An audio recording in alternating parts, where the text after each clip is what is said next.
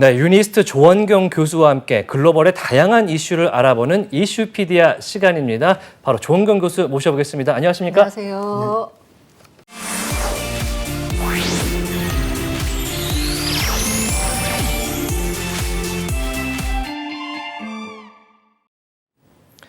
네, 지난주 한국은행 금융통합위원회에서 11월 회의를 했는데요. 기준금리 0.25%포인트를 또 인상을 했습니다. 6번 연속으로 금리가 오른 것은 사상 최초라고 하네요. 네네. 그래서 이제 물가가 아직 덜 꺾였다라고 판단을 한 모양입니다. 예. 게다가 이제 어쨌든 간에 한미 금리 차가 예. 너무 확대가 되면은 자본 유출 등의 우려가 있기 때문에 그 금리 차 수준을 유지하는 데 굉장히 공을 들이고 있잖아요. 예. 어쨌든 이번에 우리가 올리면서 미국과의 격차가 0.75%포인트로 좁혀졌습니다. 예. 흔히 시장에서 말하는 한 1에서 1.2%포인트보다 더 낮은 수준이기 때문에 안심할 만한데 문제는 우리는 이제 남은 금통위가 없지만 미국 같은 경우에 한 번이 더 남았다는 거예요. 그렇죠. 기준금리 결정이 한 번 더 남았기 때문에 시장에서 예상하는 대로 빅스텝만 밟아도 다시 금리 차가 1.25%포인트로 확대가 됩니다. 그렇게 그래서 된다면 우리도 걱정이 되죠. 또 네. 올릴 수밖에 없다라는 얘기가 나오고 있는 거죠. 예. 네. 이런 인플레이션이 공공의 적이 되는 시점에서 양극화에서 인플레이션의 공과라는 제목으로 이야기 나눠봅니다. 자, 저희가 설명이 앞에 좀 길었습니다. 그만큼 지금 거시경제 상황이 그닥 좋지 않다는 얘기인데요. 이렇게 소득 양극화 상황에서 인플레이션의 공이란 뭔지 알아보겠습니다. 공도 있나요? 원래 저희가 그 학교에서 네. 인플레이션이 어떻게 영향을 미치냐. 예. 인플레이션은 뭐 정부가 좋은 거다. 왜냐하면 뭐 부채가 채권이나 이런 좋으니까? 걸, 정부 옛날에는 민간이 저축을 많이 했잖아요. 네네네. 저축을 하는 사람이 오히려 손해고, 그쵸. 그 채무자가 이익을 보잖아요. 네네.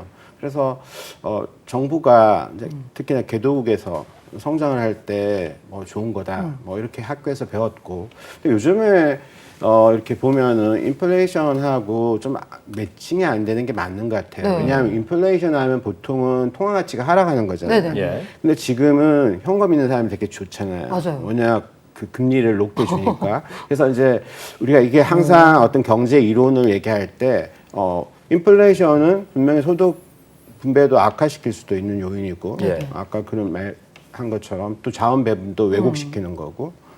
그렇지만 경제가 어느 정도 성장하는 구간에서는 약간의 인플레이션이 있는 것이 좋은 거고요.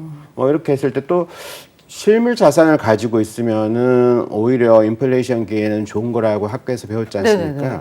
근데 지금은 금리가 올라가다 보니까 부동산 시장이 떨어지고 있어요. 그래서 이게 학교에서 배웠던 거하고 좀 다를 수 있고 지금 현재가 이제 금리가 급등하고 이런 상황들이 서서히 올라가는 것이 아니라 금리가 굉장히 올라갔잖아요. 예. 이런 부분들이 이제 영향을 준 거고 아까 한국은행 얘기 잘하셨는데 이번에는 그 우리나라 상황을 더 많이 고려해서 빅스텝을 하기보다는 우리 지금 가계부채라든지 또 자금 경색 상황 그런 부분들을 해서 베이비 스텝을 밟은 것 같습니다. 네. 이렇게 급속하게 이제 성장하는 시대에는 오히려 이제 물가 상승이 보편적으로 나타날 수 있는 현상이다. 네. 그렇게 말씀하신 것 같은데. 조금 전에 이제 공을 저한테 예. 물어봤잖아요. 저는 이제 그 부분에 대해서 대한민국을 인플레이션이 구했다. 이런 부분이 있어요. 대한민국을 부분입니까? 구했다고요? 지금 예. 가계부채 허덕이는 분들은 이제 그게 이제 저희가 이제 예. 1949년 이승만 정부 때 예. 이제 법률을 공포하게 됩니다. 이제 어느 나라든지 물론 이제 이런 과정을 거치지 않은 나라들도 있지만은 전근대적인 어떤 소작농이나 지주 이거 되게 문제잖아요. 네. 저희가 이제 1948년 이후에 이제 정부 수립 이후에 우리 그 나라의 그 토지를 농지를 6명의 대지주하고 사찰들이 이걸 가지고 있었던 거예요. 대부분을요? 네, 그리고 대부분을. 그리고 이제 물론 이제 그 일본에서 온 그 일본인들. 지주들 이렇게 있었는데 자 이게 어느 나라든지 이게 이런 상황이 되면은 사회가 불안하고 당연하죠. 경제가 발전할 수가 네네. 없습니다. 그래서 토지 개혁을 해야 되는 거거든요. 네네. 그래서 저희가 지금 현도 보면은 중남미 같은 데를 보면은 우리 뭐 소설책 100년 동안의 고독 이런 얘기 나오잖아요. 그리고 중남미 소설을 보면은 지주하고 그 수장농하고 얘기들이 되게 많이 네네. 나오거든요. 예. 수탈이잖아요. 네네. 근데 이제 저희는 이제 북한에서 무상 몰수를 했죠. 네네. 그리고 이제 남한에서는 유상 그로 매입을 하고 예. 유상으로 분배를 하는데 네네. 저희는 3정보, 저기는 5정보. 그래서 이제 저기는 한 15,000평, 우리는 한 9,000평 정도를 제한을 했어요. 네네. 소유하는 것을. 네네. 그렇게 하고 이제 그것을 이제 매입을 한 거예요. 그 정부에서. 예. 정부에서 매입을 할 때 이제 그 지주들한테 이제 돈을 보상, 네. 보상을 해주고 네네. 그리고 이제 농민들한테는 예를 들어서 이 땅에서 100가마니가 나온다면은 150가마니를 5년에 걸쳐서 그걸 이제 상품으로 그 가격으로 계산해서 네. 이제 그렇게 해서 이제 농민들한테 혜택을 줬고요. 예. 저희 정부에서는 유가 정권을 발행했습니다. 근데 그 이후에 한국 전쟁이 일어났잖아요. 네네. 그래서 한국 전쟁이 일어나자마자 땅은 한 16배가 올랐던 거예요. 아. 그리고 정부가 발행했던 것은 인플레이션이 너무 크게 발생하다 보니까 이게 이제 지주들을 몰락시킨 거죠. 그러다 보니까 우리나라가 굉장히 토지 개혁에 성공하는 게 되었어요. 물론 이제 그 전에 이제 미국이 이제 개입하는 부분들도 있었지만 예. 미국 개입안보다 이제 저희가 이승만 대통령 안이 조금 더 그 좀 우호적이고 그래서 이제 토지 개혁에 이제 성공할 수 있었고 대만과 함께 이제 한국은 공산화도 이제 문제에서도 어느 정도 벗어나면서 우리나라가 어느 정도 이제 근대 국가를 갈 수 있는 발판이 되었고 이를 통해서 어떤 평등한 어떤 그 사회를 다지는 초석이 되었기 때문에 많은 사람들이 그렇게 생각하는 거야. 우리나라 사람이 왜 이렇게 평등주의가 강하냐. 이제 그렇게 이제 전쟁이라는 상흔을 딛고 일어섰고 이렇게 토지 개혁 같은 것들이 성공했는데 이런 건 굉장히 인플레이션이라는 운이 많이 작용했다. 그래서 이런 면에서는 인플레이션이 공이다. 하지만 그러나 현재는 이제 맞아요. 소득 불균형, 소득 불평등이라는 단어가 너무 많이 나오는 시대가 됐잖아요. 우리나라뿐 아니고 전 세계적으로도 이 소득 불균형 현상에 대해서 많은 지적들이 나오고 있는데 이게 왜 그런다고 생각하세요?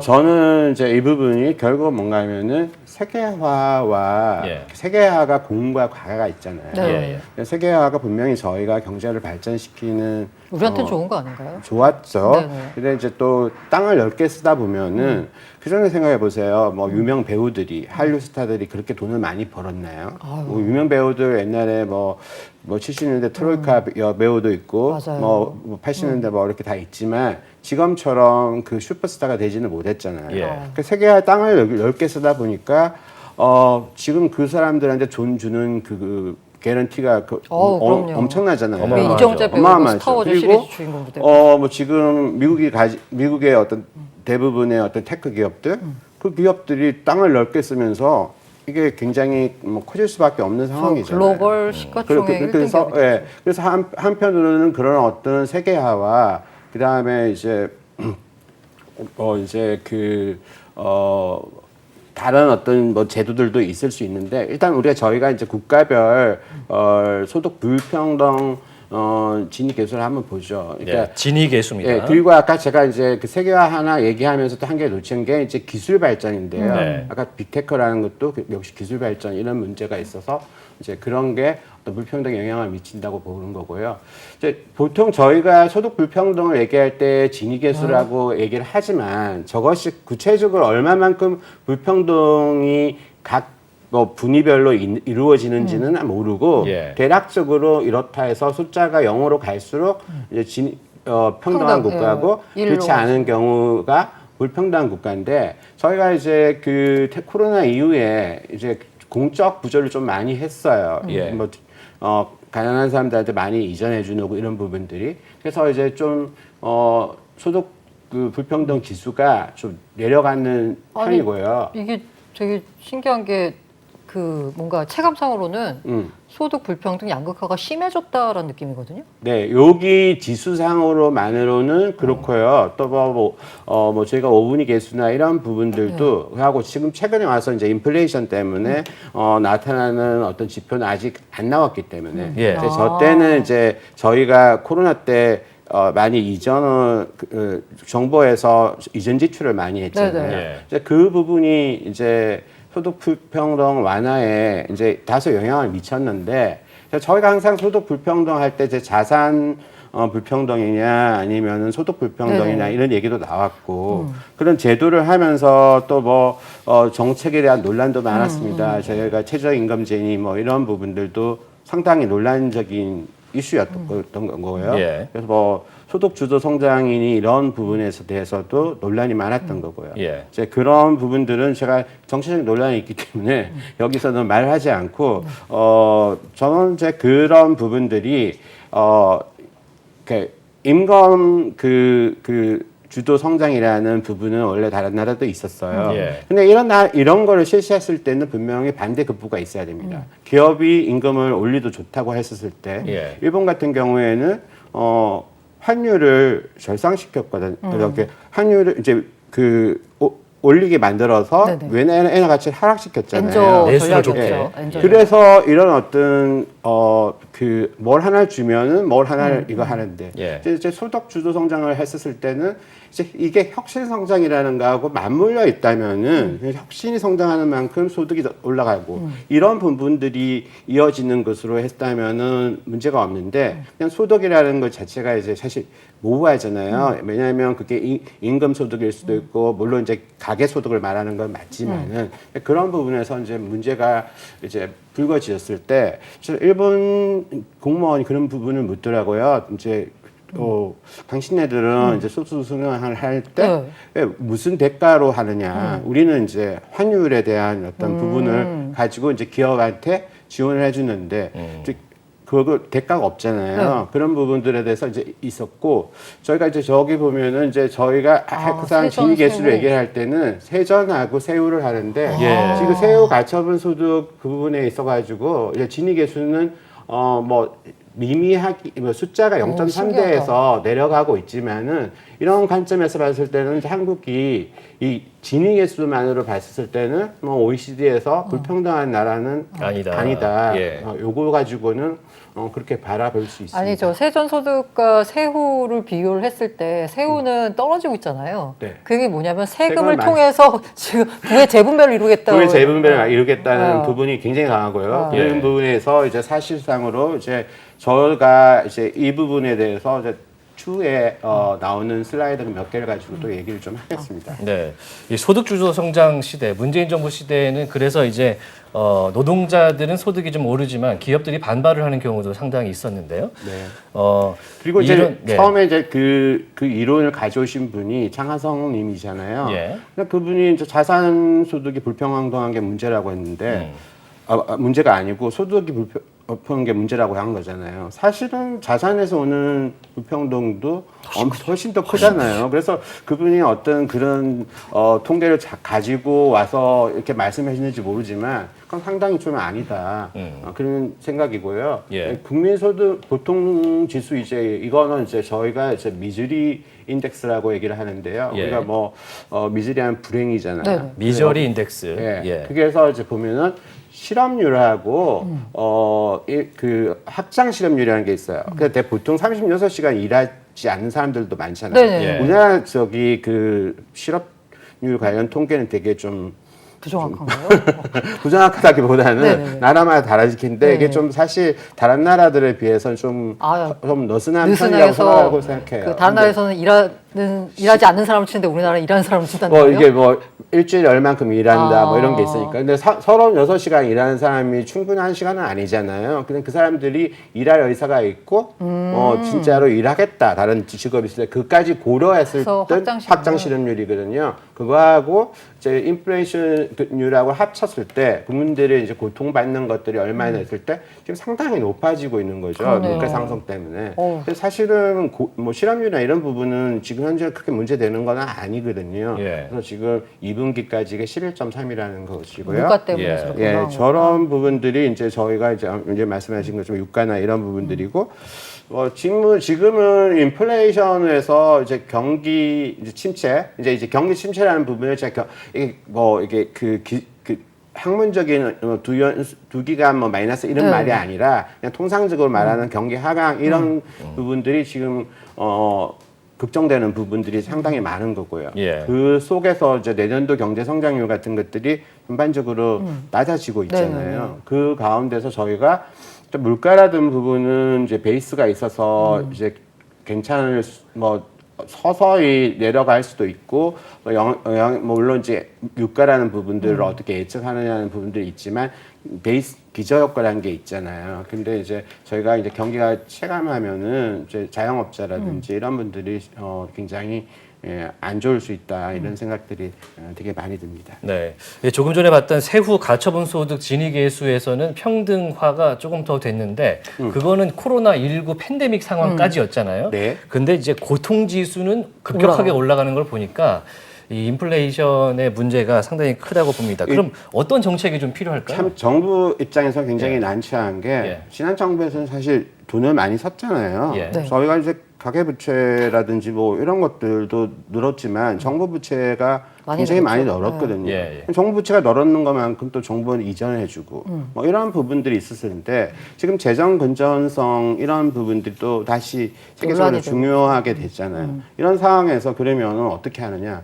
대부분은 이제 지금 물가 같은 거 생각하면은 긴축 정책을 써야 되는데 그리고 또 이게 공급 사이드 측면에서의 문제라면은 공급에서의 어떤 기술 개발이라든지 그리고 뭐 그 감내할 수 있는 그 물가 상승을 공급 사이드에서 감내할 수 있는 어떤 뭐 밸류 체인을 뭐 합리화시킨다든지 이런 것들이 돼야 되는데 그런 부분들이 참 어렵잖아요. 근데 저희가 이제 그렇게 그러면 통화도 긴축하고 재정도 긴축을 해야 되는 게 원칙적으로 맞지만 또 그럼 재정은 그렇게 또 긴축하기가 지금 현재로서는 어려운 상황이고 그런 상황에서 만약에 재정을 굉장히 긴축을 할 수는 없지만은 좀 긴축한다면은 한편으로서는 각 나라들이 대부분이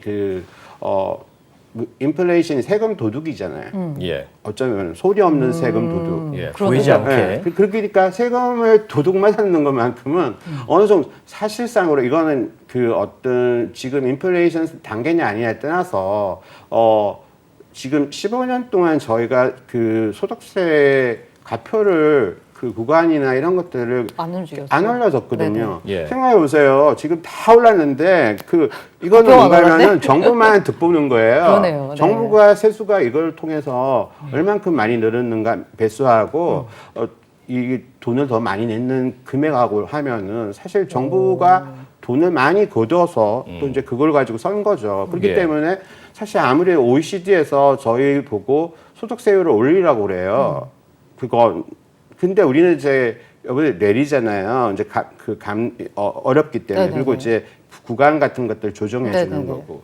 근데 이제 어찌 보면은 이제 그 OECD에서는 소득세나 소비세, 특히 소비세 같은 것들을 올려서 세수를 증가해라. 이런데 참 그걸 하기가 어렵죠. 예, 표의 문제도 있고 여러 가지 어려운데 저기서 보면은 이제 현행에서 이제 개정안 이렇게 보면은 과세 기준 1,400만 원인 경우에 또 이제 뭐 현행 뭐 실효세율이라든지 이런 것들이 다 이제 조금씩 과세 기준이 전에는 그 1,400만 원이 아니었어요. 1,200만 원인가 그랬을 거예요. 네네. 예. 그래서 뭐 그런 부분들을 약간씩 늘려주면서 저소득층이 그래도 좀 더 혜택을 볼 수 있게끔. 근데 이제 저희가 이제 가장 문제는 면세자가 되게 많은 나라거든요. 거의 뭐 3분의 40% 정도 가까이 이제 30몇 프로 이렇게 40% 가까이가 이제 면세자라고 하니까 이 면세자라는 거는 사실 우리가 국민이 납세 의무가 있잖아요. 네. 어떤 분들은 이제 뭐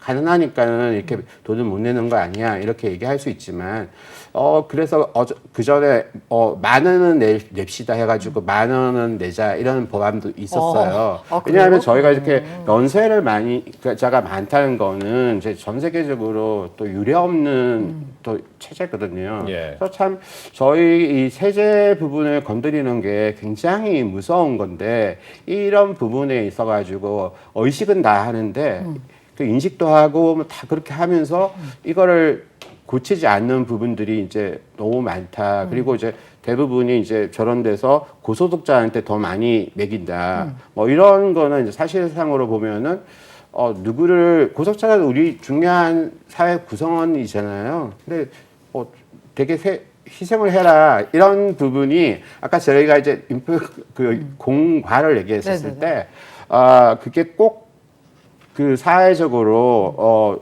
저 사람들의 희생만으로 맞는 것인가? 우리가 유럽이나 이런 나라들 보면은 굉장히 복지국가잖아요. 네네. 보편적 복지가 돼 있는 나라들이 있고 그런 나라들일수록 보면은 또 한편으로 보면은 소비세가 되게 높아요.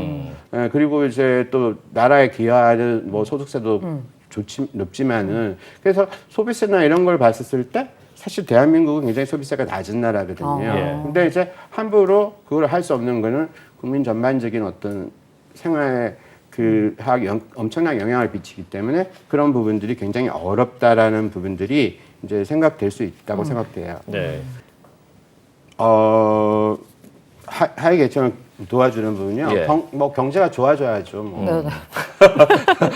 저희가 그쵸, 이제 그쵸. 뭐 이전 소득이라든지 뭐 이런 부분들 지금 하고 하위 계층을 하는 부분들이 있지만은 예. 저는 여기에서 이제 공과 과로에서 저는 좀 더 이제 근전 나라 전체적인 측면에서 이제 바라보는 부분들은 이런 어떤 임금 소득 부분들에 있어 가지고 도와주는 부분들이 되게 중요하고 예. 또 한편으로는 저희가 지금 부동산 부분이 크잖아요. 네. 사실 부동산이 경착륙되는 부분이 이게 우리가 다음 내년에 제일 막아야 될 부분인지 모르겠어요. 맞아요. 그래서 저희가 이제 그런 부분들을 이제 생각을 하는데 이제 결국은 뭔가 하면 지금 뭐 종부세니 네네. 여러 가지 세금 가지고 국회에서 논쟁이 벌어지고 네네네. 있지 않습니까? 저는 이 부분에 대해서 이제 글로벌 스탠다드에 맞춰야 된다고 생각을 해요. 그러니까 생각해 보시면은 아까 이제 집을 미국 같은 경우에 이제 보유세를 많이 낸다고 하지 않습니까? 네네. 평균적으로 뭐 보유세가 1% 정도 네네네. 얘기하지만은 그랬을 때 저희가 그 미국에서는 공제제도가 많이 있어요. 이제 내가 소득이 모기지에 대해서 내는 것을 우리나라처럼 일부만 공제하는 것이 아니라 그 모기지에서 내는 세금은 다 공제를 해줘요. 그리고 내가 낸 재산세에 대해서는 그 연방세 세금을 네. 낼 때 공제를 또 해줘요. 예, 근데 이제 만불이라는 한도가 있습니다. 이제 그런 게 있고요. 이제 사실 집을 내가 어느 시점에 샀는가에 따라 가지고 내는 재산세가 달라요. 내가 샀을 때에서 우리는 공시지가가 굉장히 급등하잖아요. 네네네. 내년에 내려갈 수도 있잖아요. 그쵸? 예, 근데 공시지가라는 것이 미국에서는 보유세는 그렇게 높다 하더라도 공시지가 자체가 2% or inflation rate예요. 그러면은 이제 2%라는 건 이제 평균적으로 말한 겁니다. 그러면은 2% 이상을 안 가는 거예요. 그러면 똑같은 집이라도 옆에 옆집이 있을 수 있잖아요.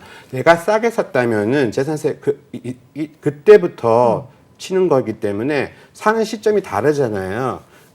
아니 그러면은 시가 반영을 안 한단 말이에요? 시가 반영을 그것을 이제 appraisal을 하죠. 그 평가라고 했을 때. 근데 그 우리처럼 이게 이 시가 올라오는 동네가 거 얼마나 맞춰가지고. 이런 게 예. 아니라 그래요? 그 집을 사는 시점에 내가 샀는 거에서 2% or inflation rate를 하는 거예요. 그렇기 때문에 그 사람이 이사를 안 가고 계속 거기 집에 있다면 이거 장기 보유 특별공제랑 비슷하네요? 하는 거죠. 예, 그리고 저가 이제 이거를 이제 그런 부분들이 사실상으로 이제 글로벌 스탠다드에 안 맞고요. 네. 저기 이제 저희가 이제 상속세 문제 있잖아요. 이제 상속세 문제 같은 것들을 한번 보시면 아니 그래서 이 상속세가 아까 그 말씀하신 중에 이렇게 부자들한테만 약간 고통을 소득이 높은 사람들한테만 고통을 네. 감내하는 게 맞냐라는 이제 말씀을 지적을 해주셨잖아요. 네. 관련돼 가지고 이제 상속세 증여세율이에요. 네, 맞아요. 지금 소득세율 같은 경우는 약간의 조정이 이루어졌는데 상속세 증여세율 같은 경우에는 굉장히 좀 오랫동안 그냥 고정돼 있잖아요. 그러니까 이것도 역시 저희가 뭔가 생각하면은 이거 고쳐야 됩니다. 고쳐야 되는 예, 거예요? 예.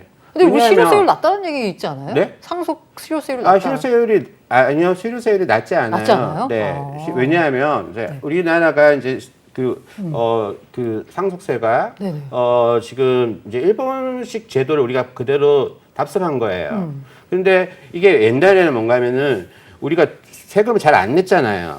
그 전에 아주 옛날에. 아까 안 냈다는 게 방법이 있다. 이게 이거죠. 약간 예. 뒤로 탈세, 빼돌렸다는 거죠. 예, 그리고 이제 비공식 경제가 굉장히 네네네. 많았던 시대에서 네네네. 얘가 있었죠. 근데 그때에 있었던 제도 같은 것들을 전혀 고치지 않고 있는 거예요. 그리고 이게 뭔가 하면은 아까 양극화라는 문제가 전 세계적으로 해결해야 되는데 이게 뭔가 하면은 아까 세계화라든지 기술 진보 때문에 더욱더 확대되는 면이 있잖아요. 근데 저기서 이제 아까 50%라는 부분하고 이제 거기에서 이제 일본은 55%인데 네네네. 근데 이제 저희는 이제 중견기업 이상인 경우에는 30% 할정이 있잖아요. 그렇기 때문에 이제 65%까지가 된단 말이에요. 이제 저기에서의 이거를 보면은 이제 명목세율상으로 한국이 이게 높아요. 네. 근데 저희보다 실효세율 차원에서 더 높은 나라들이 있기는 해요. 네네. 근데 그거는 미국의 일부 주가 그렇거든요. 아. 근데 미국의 일부 주가 그렇고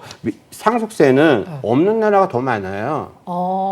예, 지금 캐나다 가서 사시면은 상속세 없어요. 그다음에 호주 가셔도 없고요. 그래요? 근데 그리고 상속세 스웨덴 없어요. 상속세 비스무리한 세금 있다고 아니 들었는데. 호주도 없고요. 그러니까 이게 왜냐하면 이제 상속세도 지금 죽는 사람이 이제 내느냐 아니면은 받는 받는 사람이 사람, 내느냐 이거가 차이가 나잖아요. 이제 그런 부분에서 이제 차이가 나지만은 저희가 저 자체가 뭐 증여나 상속이라는 게 이거 세습 자본주의에서 어긋나는 거 아니냐 이렇게 얘기를 해서 네, 관점에서 타당한 거 아니냐 이렇게 얘기할 수 네. 있지만은 한편으로서는 저런 부분들 자체가 우리 그 기업을 하기가 되게 어려울 수도 있는 거예요. 우리가 기업을 하는 사람들 입장에서는 이 상속을 해줄 때 이 가압 승계에 관련 부분이 굉장히 높고 저번에 뭐 제가 재벌을 대변한다든지 이런 걸 말하는 거 아닙니다. 절대 오해하지 마시고요. 우리가 네. 저희가 저번에 이건희 회장 그 잡고하시고 난 다음에 내는 상속세 금이 우리가 얼만큼 다른 나라에 비해서 많은가 이 논란이 됐었습니다. 제가 이제 이렇게 말씀드리는 것은 인플레이션을 감안해서 소득세나 상속세나 이런 부분들이 적절히 반영이 되어야 된다는 것을 얘기하는 거고 우리나라가 지금 상황 자체가 어떤 점에 있느냐는 것을 제가 말씀드리기 위해서 이제 얘기를 한 것입니다. 예, 소득 양극화와 인플레이션 시대에 많은 것들이 바뀌어야 될 것 같습니다. 자, 유니스트의 조원근 교수와 함께 이슈피디아 진행했습니다. 고맙습니다. 감사합니다. 네, 인포맥스티 오늘 순서 모두 마치겠습니다. 오늘 보신 내용은요, 유튜브 채널 연합뉴스 경제TV에서 다시 한번 보실 수 있습니다. 저희는 다음 시간에 다시 돌아오겠습니다. 함께해 주신 여러분 고맙습니다. 안녕. 안녕.